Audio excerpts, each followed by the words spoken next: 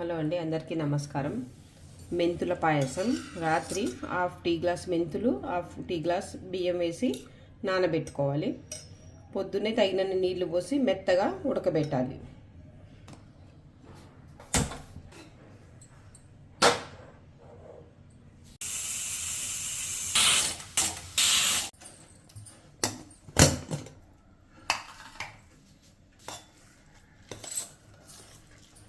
ఇలా మెత్తగా ఉడకపెట్టుకోవాలి.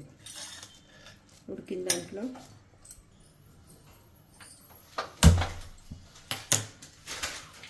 తగినంత బెల్లం తురుము వేసి బెల్లం కరిగేంత వరకు ఉడకబెట్టుకోవాలి.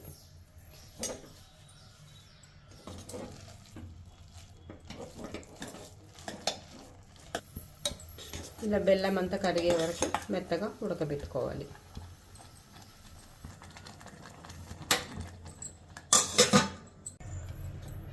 ఇలా బెల్లం వేసి ఉడికిన తర్వాత ఎండు కొబ్బరి తురుము వేసుకోవాలి. ఎండు కొబ్బరి తురుము వేసి కలిపి దించుకోవాలి.